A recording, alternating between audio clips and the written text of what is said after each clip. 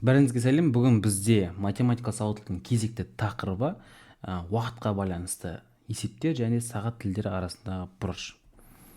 Так, енді мысалға бір жылда бізде 12 ай бар, да? Немесе 365 күн или 366 күн. Бұл деген қай кезде? Ақпан айында 29 күн болған кезде бұл 360 күн болады екен. Келесі бір апта дейік. Бір аптада 7 күн бар. Одан кейін бір күнде 24 сағат. Бір сағатта 60 минут. Ал бір минутта бізде 60 секунд бар екен, да? Бұл бізде айлар қандай күндермен аяқталады? Қанша күндермен? 31 күндер. Ақпан айында 28-29 күндер. Дәл сондай бізде осындай. Бұның бәрін сендер жаттау керек боласыңдар. Енді саяхатшы сейсенбі күні сағат 20:45-те жолға шықты. Ол 29 сағат 30 минут жолда болды. Ол қай күні неше сағатта баратын жеріне жетті дейді. Дүйсенбі, сейсенбі, сәрсенбі, бейсенбі, жұма, сенбі, жексенбі, да? Енді қараңдар, ол сейсенбі күні сағат 20:45-те шыққан. 20:45-те жолға шығады. 29 сағат 30 минут жүреді. 29 сағат 30 минут. 29 сағат деген оның ішінде бір күн бар, да? Бір күннен асып кетеді. Біз осыдан 24 сағатта азайып тастаймыз. 24 сағат, яғни бір күнді азайып тастаймыз. 0, 3, мұнда 5, мұнда 0, да? Бізде 5 сағат 30 минут қалады. Ал сейсенбі күннен кейін сразу бір күн, ол сәрсенбі күні 20:45-ке келеді, да? Ар жағында 5 сағат 30 минут бар. 20:45-ке біз 5 сағат 30 минутымызды қосуымыз керек. 5-ке 0 қосқанда 5, 4-ке 3 қосқанда 7, но мына қараңдар, 75 деген минут қой. Бұл бізде 60 қосылған 15. 60 минутымыз 1 сағатты береді. 15 минут солай қалып қояды. Сол кезде мына жерде 15 минут болады, да?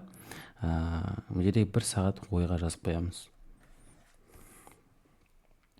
20 плюс 5, 25. 25 сағат деген жоқ.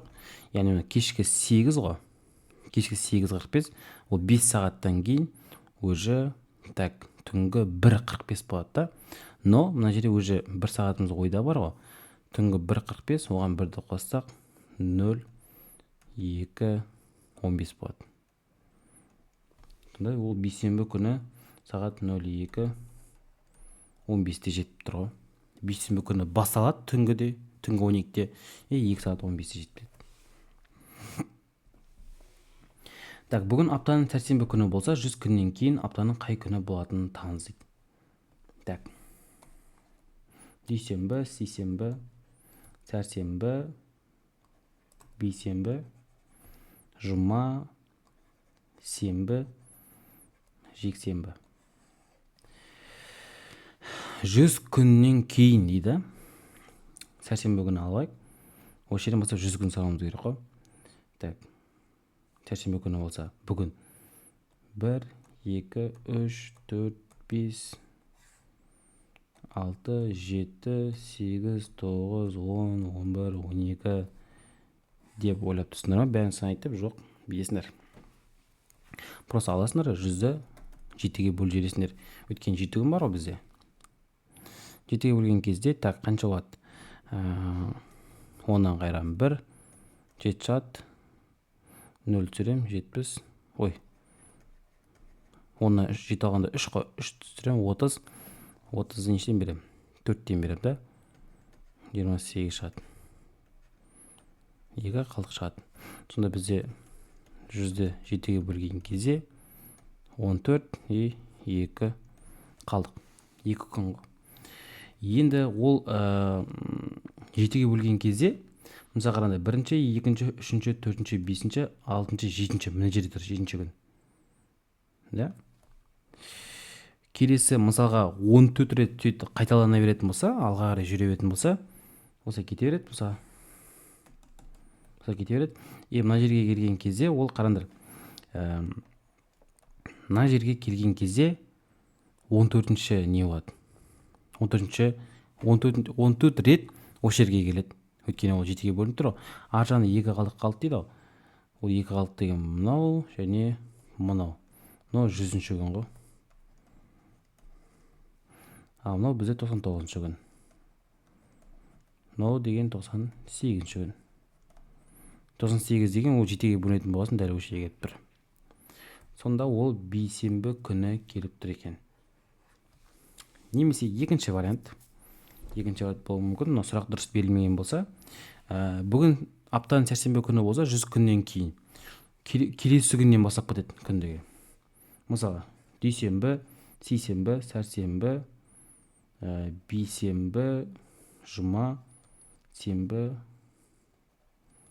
жексенбі. Мына күн басталып тұр бізде. Мұндай плюс қойып, уже мына күннен бастап кетеді. Сәрсенбі, жоқ.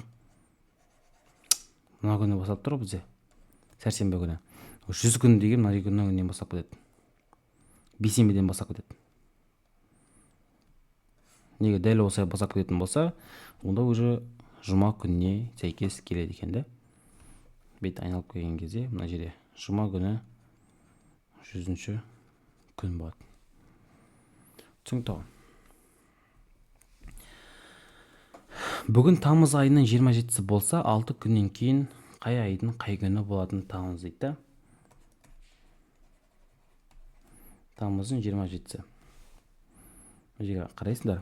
Тамыз деген 31 күннен аяқталады. Тамыз деген бізде 42. Тамыздың 27-сі 6 күннен кейін.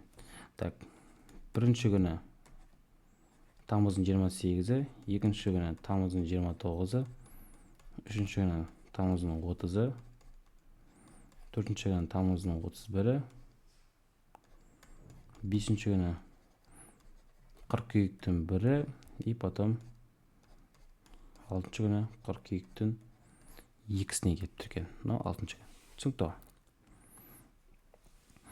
Так, егер қабырғалы сағат тілі әр күн сайын 3 минутқа қалып отырса, қанша күннен кейін сағат дұрыс уақытты көрсетеді дейді. Қабырға сағат деген мындай. Мындай минут тілі бар, мындай сағат тілі бар. Осындай да. Ол әр күн сайын 3 минутқа қалып отырады. Ол былай. Бір күн өтеді, құтты алға артқа жылжып тұрады мындай. Не? Сағат тілі.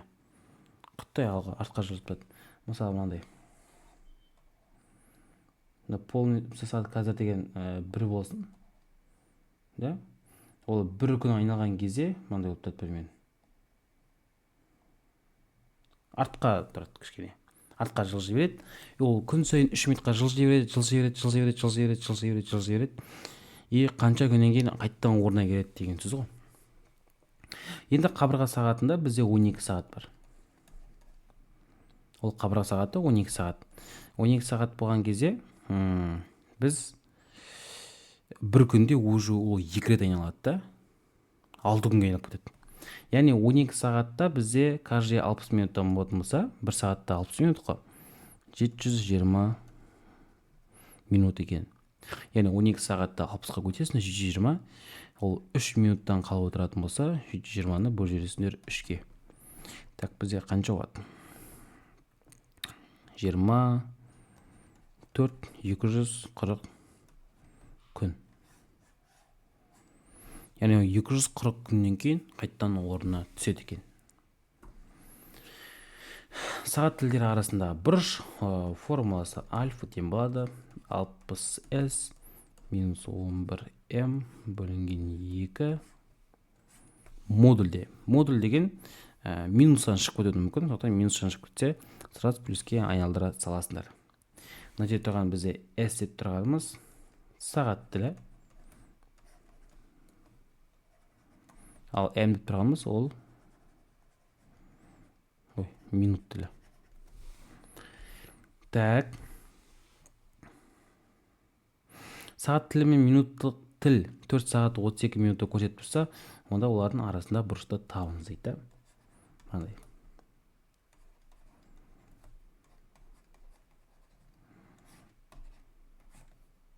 Альфа деген бізде бұрыш деген сөз ғой. 60S, S-ні орнына 4-ті қоямыз. Ой, минус қой. M-нің орнына 32-ні қоямыз. Так, 60-ты 4-ке өткен кезде 240. 11-ді 32 өткен кезде так, 322.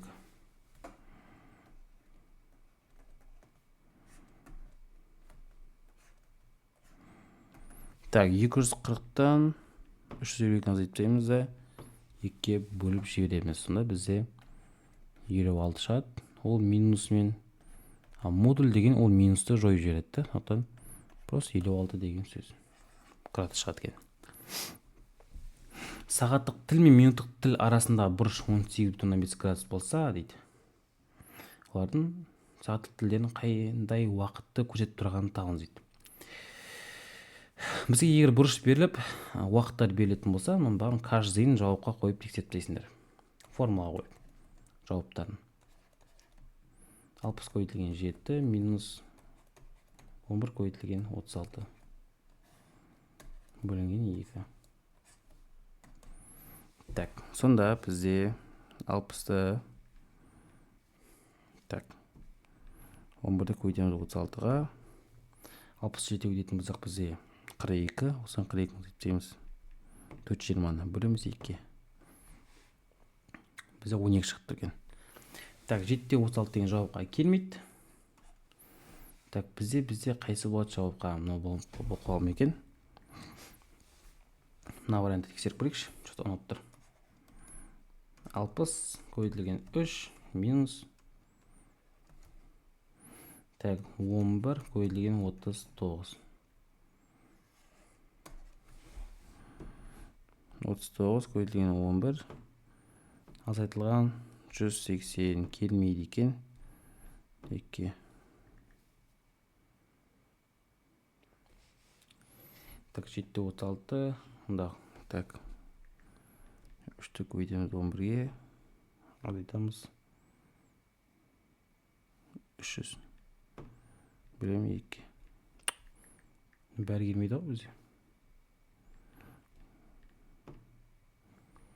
Азайтамыз 120. 8-де 47 деген жауапты көрейікші. Ол келмейді. Альфа тең болады. 60 көйтілген 8 азайтылған 11 көйтілген 47. 11-ді көйтеміз 47-ге. Азайтамыз 480. Бөлем 2. Мынау шығады екен. С жауабы осында. Так, электронды сағат 23:17-ні көрсетіп тұрса, онда осы уақыттың механикалық сағатта сағаттық тіл мен минуттық тіл арасында бұрышын табыңыз дейді. Механикалық сағат деген мынандай. Мына 23:17 деген ол электрон сағатта түнгі 11:17 ғой. Ал сағат тілінде ол дұрыстап қарасыңдар, андай қабырға сағатына. Ол күндізгі 11:17-ге ұқсайды сендерде. Так. Ұқсайды емес, сол нәрсе болады. Түнгі 11:17 это күндізгі 11:17-ні көрсетіп тұрады сағат тілінде. Андай кездерінде мынандай жағдай болды ма, мысалы, әуеттен бір ұйықтап қаласыңдар, сіз таңғы кешкі сағат 8-де тұрасыңдар примерно. Сағатқа қарайсыңдар, қабырға сағат 8 болады. Сендер атып тұрасыңдар, сосын неге кетіп қаласыңдар, сағат кетіп қаласыңдар. Оказывается, сен неге кешкі сағат, ал сендер уже таңғы 8-де ойлап қаласыңдар. Сол сияқты кешкі уақыт пен таңғы уақыт. Значит, 23:17-ні мен күндізгі 11 17 деп ала берем. Қабырға сағатында олар бірдей болып көрінеді. Формула қоямын. Көбейтілген 60 азайтылған 17 көбейтілген 11. Так. Мұнда 660 шығады. 11-ді 17-ге көбейтсем 187-ге бөлеміз 2-ге.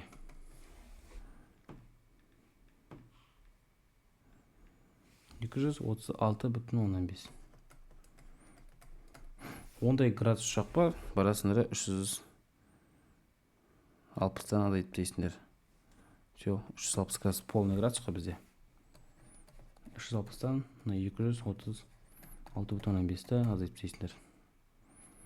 23,5 шығады. Вот, осыны енді. Так, осы сағаттық тіл мен минуттық тіл арасында бұрышын табу керек дейді. Мына табу керек бізге. Мына жерге қарасыңдар, бізде 3-тен кетіп жатыр да. 3 дегеніміз ол 15 деп алуға болады, немесе түнгі 3 деп алайық. 03 деп алайық. 03 уақытта қарайық. Мына бізде 5 минут, 10 минут, 15, 20, 25, 30, 35, 40 и мына сандайсыңдар. 41, 42, 43. 03, 43 деген. Бұл туу қайтады да. Осы форма қойып дейсіңдер. 60 көбейтілген 3 азайтылған 43 көбейтілген 11.